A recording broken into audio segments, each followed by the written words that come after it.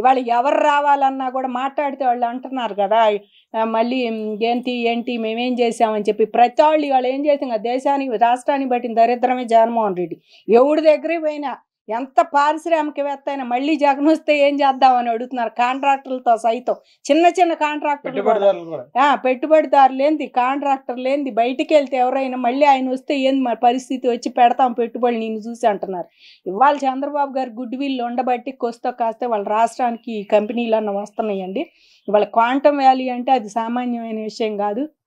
వాళ్ళ hitech city చూస్తే 10 ఏళ్ల క్రితం అక్కడ కట్టేటప్పుడు ఎవడు ఏమీ లేదు, చూసి అందరూ అనుకునేవాళ్ళు అంటాడు ఏమీ లేదు, ఎడగడుతున్నాడు అని. వాళ్ళ హైటెక్ సిటీ చుట్టుపక్కల అద్దెలు కూడా మండిపోతున్నాయి అసలు అక్కడ అద్దెలు. కానీ అక్కడ ఏదైనా సరే వాళ్ళు అలాంటిది ఒకటి ఇక్కడ క్వాంటమ్ వ్యాలీ తీసుకొస్తానంటే అసలు అందులో మైక్రోసాఫ్ట్ వస్తుందన్న కంటే ఇంకా వీళ్ళు అసలు అది నిజం కాదు అబద్ధం అని జనం మీద అబద్ధాలు చేసి వాళ్ళ మీద రుద్దే ప్రయత్నం చేస్తున్నారండి. ఆంధ్రప్రదేశ్లో చంద్రబాబు మాటలు నమ్మొద్దు, లోకేష్ మాటలు నమ్మొద్దు అని చెప్పేసి ఆయన మీద ఇంకా ఇషం జిమ్మే ప్రయత్నంలో వైసీపీ వాళ్ళు బాగా బిజీ అయ్యారు. ఒక పక్క మద్యం స్కామ్ జరుగుతున్నా కూడా వీళ్ళు ఇంకా అధికం పట్టించుకోకుండా సింగపూర్ వెళ్తున్నాడు, మరి ఆ దేశం పోతున్నాడు, ఈ దేశం పోతున్నాడు ఆయన అని చెప్పేసి మాట్లాడుతున్నారు.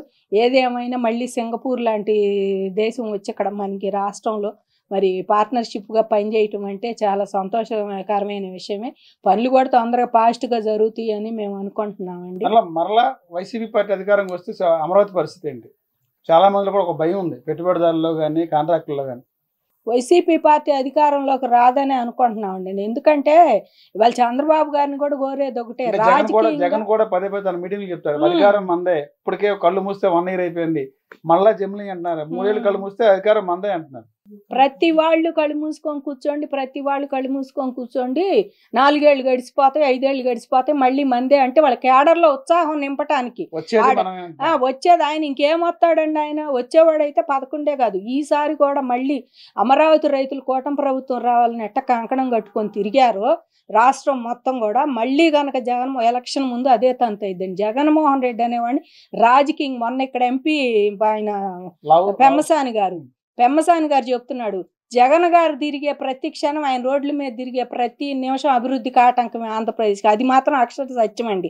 ఆయన తిరిగే ప్రతి టైము కూడా అమరావతి అభివృద్ధికి అది ఆగిపోవటం అనలాగే ఉంది. అసలు ఏది చేసినా ఆయన అభివృద్ధి కోరట్లా, ఆంధ్రప్రదేశ్ అంటేనే ఆయన కోపం ఉంది. సరే అమరావతిని వదిలేండి, ఎక్కడ పెట్టుబడులు పెట్టినా వాళ్ళు దాన్ని ఎటకారంగా వ్యంగ్యంగా అది రాదు అది పోదని చెప్పి మాట్లాడుతున్నాడు. నీకు ఆంధ్రప్రదేశ్ మీద కోపం అని అమరావతి మీద కాదండి, ఆయనకు అసలు ఆంధ్రప్రదేశ్ నచ్చలా. ఆయన ఆంధ్రప్రదేశ్ వాసే కదా, ఆయన ఆంధ్రప్రదేశ్ వాసి అయినా ఆయన ఆస్తులు, ఆయన బిజినెస్, ఆయన మొత్తం కూడా హైదరాబాదే.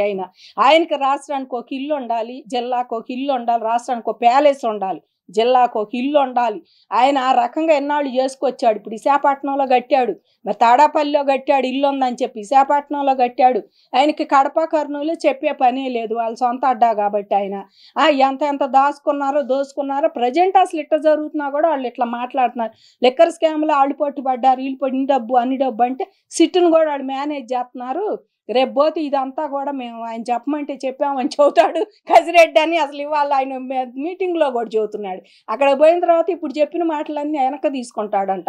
అంటే ఇక్కడ ఒక మాట అక్కడ ఒక మాట వీళ్ళు చెప్పేది. కాబట్టి వీళ్ళు అసలు మామూలుగా చేయట్ల. రాజకీయ నాయకులు, ఐఏఎస్లు, ఐపీఎస్లు కలిసిన ప్రభుత్వం అరెస్ట్ చేసిన వాళ్ళని బెదిరించి వాళ్ళతో తప్పుడు వాంగ్మూలం తీసుకుంటున్నారని చెప్తారు.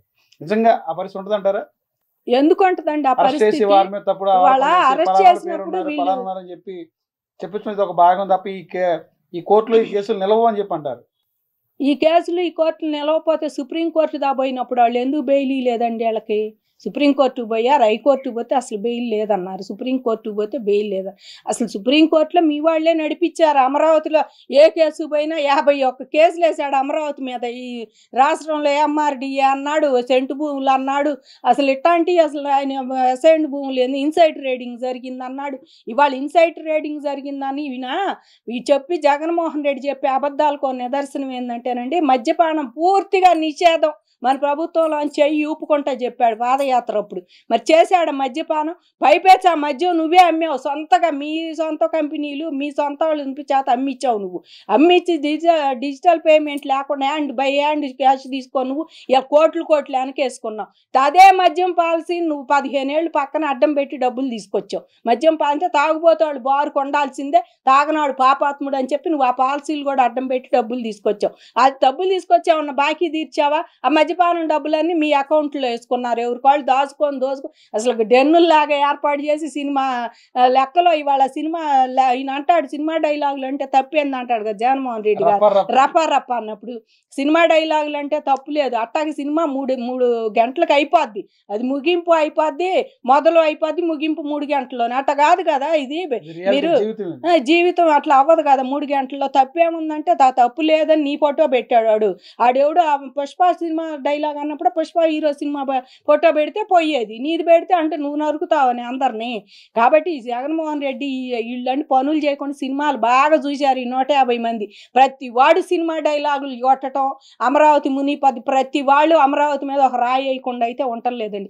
ఇది అమరావతి రైతుల మనోభావాలు అయితే బాగా దెబ్బతిన్నాయి. మళ్ళీ ఒకసారి వీళ్ళు వస్తామని ప్రయత్నం చేస్తే, పోయినసారి కూటమి ప్రభుత్వం రావాలని ఎట్ట కంకణం కట్టి తిరిగాం. మళ్ళీ అదే పక్కీలో మేము ఉద్యమాలు అదే నిరసన మానేసామని వీళ్ళు అనుకుంటున్నారు. కానీ మళ్ళీ అదే పక్కీలో మిమ్మల్ని ఓడించడానికి మళ్ళీ కంకణం కట్టుకొని రాష్ట్ర వ్యాప్తంగా అమరావతి రైతులే కనపడతారు. ఎందుకంటే మీకు అమరావతి అంటే ఆక్వా వ్యాలీ, ఆ వ్యాలీ మీరు ఎన్నిసార్లు ఇచ్చి వచ్చారా మాకు ఇక్కడ పంట నష్టపోతే ఎన్నిసార్లు ఇచ్చారు? రాజశేఖర రెడ్డి అయ్యాంలో ఎన్నిసార్లు ఇచ్చారు? మీ సమైక్యాంధ్ర ఉన్నప్పుడు ఇక్కడ ఎన్నిసార్లు ఇచ్చారు? చూసుకోండి. మాట్లాడితే మునిగిపోయేది ఎక్కడ మునిగిపోతుంది? వాళ్ళ దేశాల్లో అన్ని రాష్ట్రాల్లో మునిగిపోతుంది. మెయిన్ పాలిటీ వాళ్ళు చెన్నై, బెంగళూరు కానీ హైదరాబాద్ కానీ వాళ్ళ ఐటీలో ఎంత ముందుకు పోయిన వాళ్ళకి డ్రైనేజ్ సిస్టమ్ ఫాల్టే. వాళ్ళ నీళ్లు ఎక్కడికక్కడ నిలిచిపోతున్నాయి. అక్కడ కూడా వాళ్ళ బెంగళూరు లాంటి వాళ్ళల్లో కూడా నిలిచిపోతున్నాయి అక్కడ నీళ్లు. కాబట్టి ఇవన్నీ చూసుకోకుండా వీళ్ళకి అమరావతే కనపడిద్ది. ఇక్కడ ఆంధ్రప్రదేశ్లో వైసీపీ బ్యాచ్ ముఖ్యంగా మన రాష్ట్రానికి ఒక కంపెనీ వస్తుంది, మనం కూడా చేద్దాము, మన పిల్లలు కూడా రేపు ఇందులో ఉంటారు అని లేదు. ఇవాళ ఇంకా మీరు దోసుకొని కబ్జాలు చేసినవి కూడా వెనక్కి తీసుకొని బోర్డు పెడుతున్నారు. ఇది ప్రభుత్వ భూమి అని సిగ్గు లేకుండా వీళ్ళు వచ్చి మాట్లాడుతున్నారండి. ఇంకా కూడా వాటికి సమాధానాలు చెప్పే పని లేదు. ఇంకా చంద్రబాబును అక్కడ దాచుకున్నాడు, ఎక్కడ దాచుకున్నాడని దోసుకున్నా ఎవరైనా అండి ₹1 తీసుకొచ్చి, అప్పు అయినా ₹1 తీసుకొచ్చి ఒక ₹10 అన్నా పనులు చేయించి ₹10 చూపిస్తే జనానికి సంతోషంగా ఉంటుంది. ₹1 తీసుకొచ్చి మనమే దాచుకోవాలని చెప్పేసి రోజు చేప ఎత్తా, నువ్వు తిని పడుకో లేని రోజు దొంగతనాలు చెయ్యి, లేకపోతే ఎవరి మేళల్లో ఏమన్నా కాజేయి, అట్ట నువ్వు అని చెప్పేసి చెబితే కాదు. వాడికి ఒక వల ఇచ్చి చేపను పట్టుకోవడానికి ఒక చెరువు చూపి రోజు పోయి పట్టుకుంటాడు. అది కదా ఇవాళ ముందుకు వెళ్ళాలంటే, అభివృద్ధి కావాలంటే. అట్ట కాకుండా రోజు నేను సంక్షేమం ఇస్తా, అభివృద్ధి లేదంటే 2 కళ్ళు పోతాయి. సంక్షేమ అభివృద్ధి వాళ్ళు 2 కళ్ళు అందరూ తెలుసు. ఆ 2 కళ్ళు ఒకతో దాని మీద దృష్టి పెడితే ఆ ఒక్కరిని కూడా పోద్ది. అసలు లేదు కదా. గత 5 ఏళ్ళలో ఏముందండి ఆంధ్రప్రదేశ్కి? రైతు బజారులతో సహా తనఖా పెట్టి డబ్బులు తెచ్చిన పోయిన వీళ్ళది. ఎవరైనా ₹1 ఇస్తే పొయ్యి తెచ్చుకునే అంత పరిస్థితి ఉంది ప్రభుత్వంలో పోయిన గత 5 ఏళ్ళలో. అంత అప్పుల కోసం ఎదురు చూసి ఇవాళ నువ్వు ఆంధ్రప్రదేశ్కి ఏమి ఇవ్వద్దని వరల్డ్ బ్యాంకు రాస్తున్నావు. నువ్వు ఆంధ్రప్రదేశ్ మీద ఖర్చు కట్టక నువ్వేముంది? నువ్వు ఆంధ్రప్రదేశ్ మీద ఖర్చు కట్టావు, వరల్డ్ బ్యాంక్ ఉత్తరాలు రాస్తున్నావు ఇలా డబ్బులు ఇవ్వద్దని. మళ్ళీ పైపెచ్చు వాళ్ళకి బాండ్లు పెట్టుకోవద్దని రిజర్వ్ బ్యాంకు కూడా నువ్వు ఈమెయిల్స్ పెట్టిస్తున్నావు. ఎవరి చేత దూరంగా ఉండా, ఎక్కడో జర్మనీలో ఉండి వాళ్ళ చేత పెట్టిస్తున్నావు, జపాన్ జర్మనీ అంటున్నారు. ఈ రకంగా ఆంధ్రప్రదేశ్కి ఏది అప్పులు పట్టొద్దని చెప్పి నువ్వు ఎవరి మీద ఖర్చు? నిజమైన నాయకుడు అట్టుంటాడండి. ప్రతిపక్షంలో పోరాడాలి. వాళ్ళు నువ్వు పక్కన స్టాలిన్ చూసానా కొద్దిగా నేర్చుకో. ఆయన వాళ్ళు జైలెళ్తూ పోయినా ఆ ఫోటో పెట్టి ఇంకా అన్నా క్యాంటీన్ రన్ చేస్తున్నాడు. మరి నువ్వు అది కాదు కదా. ఇక్కడ అసలు అన్నా క్యాంటీన్ అంటే తీసి అవతల బారేసావు. ₹5 భోజనం పెట్టేది కూడా. చంద్రబాబు గారు ఏ పథకాలు పెట్టాడు? చిన్న పిల్లాడు. ఆయన తెచ్చిన పథకాలు అభివృద్ధి చేస్తున్నా అంటే చిన్న పిల్లాడు కాదు. చంద్రబాబు గారు పథకాలు పెట్టుకుంటా వాడు ఏదైనా ₹1 ఇస్తే కరెంటు బిల్లులు తగ్గిద్దామా, బస్ ఛార్జీలు తగ్గిద్దామా, లేకపోతే మన రాష్ట్రంలో కొనే వినియోగదారులకి తక్కువ చేద్దామని చూస్తాడు ఆయన. అంతేగాని ఏం పెడతాడు? ఇంకుడు గుంటలు పెట్టాడు, నీళ్లు స్టోర్ చేయాలి, నదుల అనుసంధానం అని పెట్టాడు. ఇవన్నీ రాష్ట్రానికి బెనిఫిట్ కాదండి. వాళ్ళ రైతుని వాళ్ళు ఇల్లు చెబుతున్నారు, మాట్లాడితే అది ఇది అని చెప్పి ఇష్టం వచ్చినట్టు మాట్లాడుతున్నారు. బాబు గారిని ఆయన మాట్లాడటం కాదు, ఒక విజనరీ ఉన్న నాయకుడు, అన్నేళ్ల రాజకీయ అనుభవంతో ఆయన ఇంకా సుదీర్ఘంగా ఏదో చెయ్యాలి రాష్ట్రానికి. ఇవాళ కూడా ప్రజెంట్ అనుసంధానానికి పెన్నా నదికి మా పక్కన భూములు తీసుకున్నారు.